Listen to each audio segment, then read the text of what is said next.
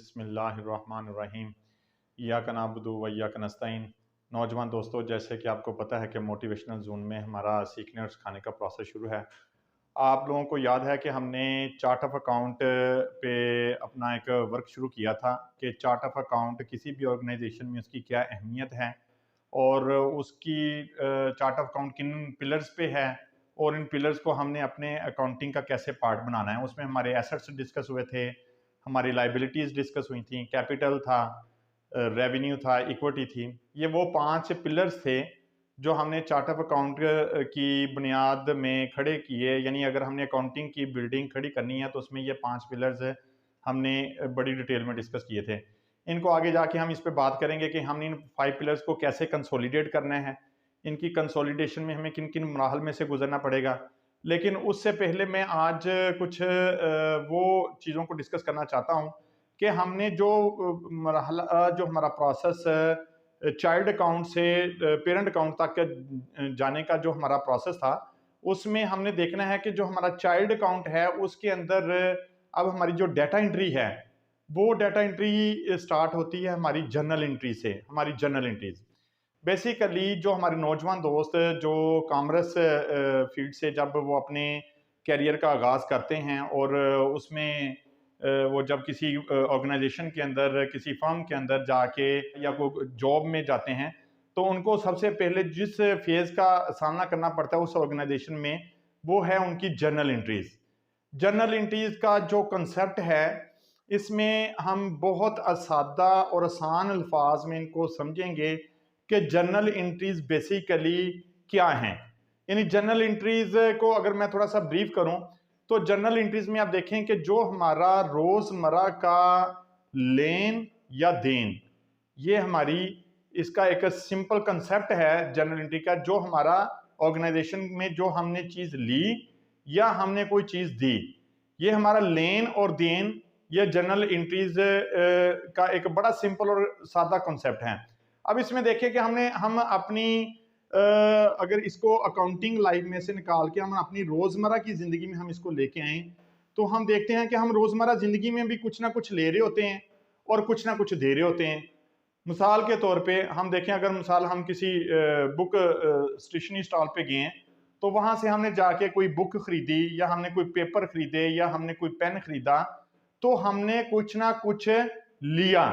अब हमने कुछ लिया तो फिर हमने उसको कुछ दिया। यानी हमने क्या दिया? हमने जो पेन, बुक और पेपर खरीदे उसके बदले में हमने कैश दिया। तो हमने एक ही लम्हे में अगर हमने उसको कुछ दिया तो साथ ही हमने कुछ ले लिया। तो ये जो लेन और देन है।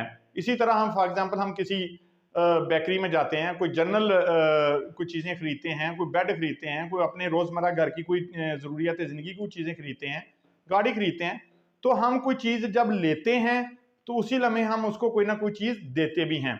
तो ये जो लेन और देन का जो कंसेप्ट है, ये बेसिकली हमारी जर्नल एंट्रीज में बहुत ईजी इसको समझना है। यानी जो हमने लिया, अब हम इसको अपनी अकाउंटिंग की लैंग्वेज में लेके आते हैं। जो हमने लिया वो हमारा डेबिट है और जो हमने दिया वो हमारा क्रेडिट है। अकाउंटिंग की पूरी जो हायरार्की है वो इन दो चीज़ों के ऊपर चलती है कि हमने डेबिट क्या किया और हमने क्रेडिट क्या किया।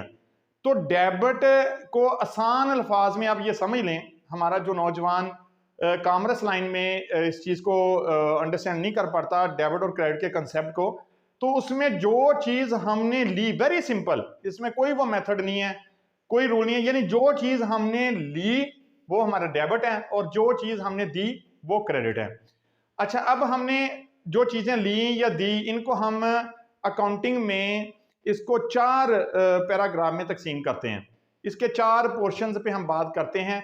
उसे आपको जर्नल एंट्रीज के कंसेप्ट, जो आपका लेना या देना हम अपनी रोजमर्रा जिंदगी में कर रहे हो या हम किसी ऑर्गेनाइजेशन के लिए कर रहे हो, तो उसमें इस चीज को हम बड़े इजीली अंडरस्टैंड कर जाएंगे।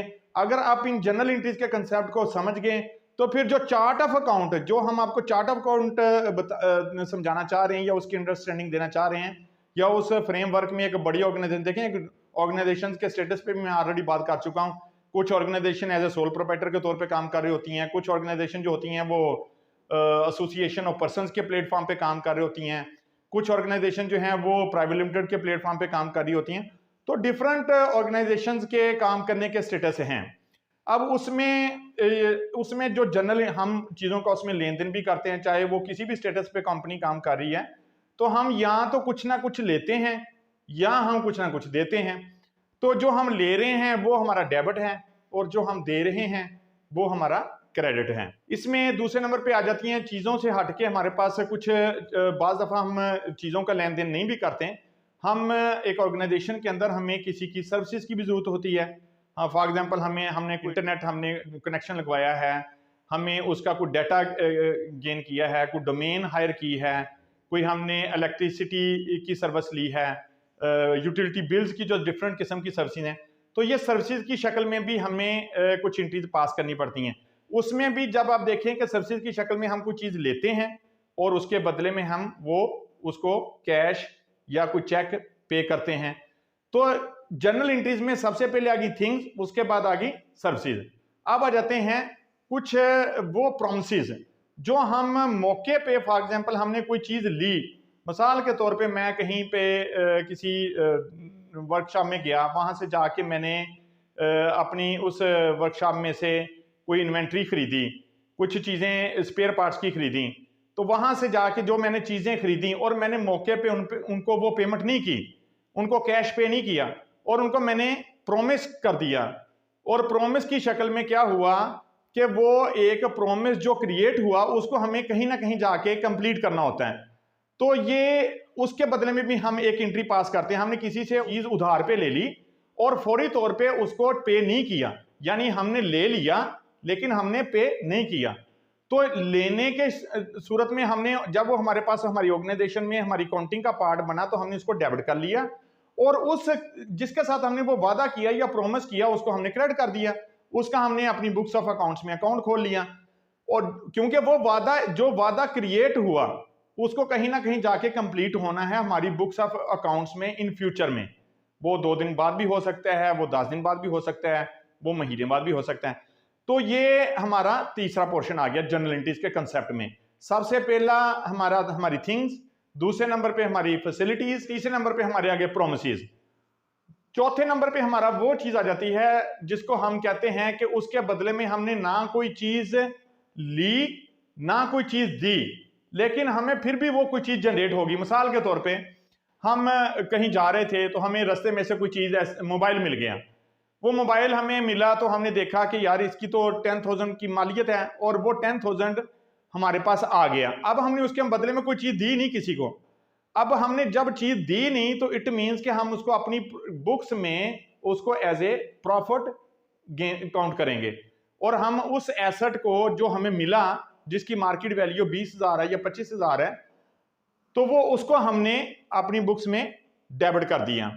जो चीज हमारे पास आ गई उसको हमने डेबिट कर लिया और जो चीज हमारे पास जो प्रॉफिट की शक्ल में जिसका हमें पता ही नहीं था और वो जब हमारे पास आई तो हमने उसको अपनी बुक्स में क्रेडिट कर दिया। तो ये सेम इसी तरीके से आप देखें कि ये 4 वो चीजें हैं जिनका जर्नल एंट्रीज में बड़ा अहम रोल है। इसमें हमारी थिंग्स आ गई, हमारे प्रोमिसेस आ गए, हमारी वो फैसिलिटीज आ गई या सहूलियात आ गई या वो सर्विसेज आ गई, और चौथे नंबर पे हमारे प्रॉफिट या लॉस आ गए।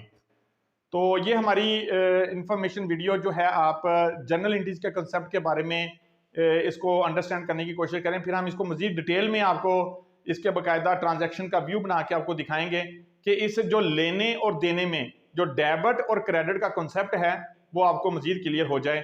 और आप हमारी वीडियो को मैक्सिमम शेयर करें, लाइक करें और मेरे चैनल को सब्सक्राइब करें। बहुत शुक्रिया।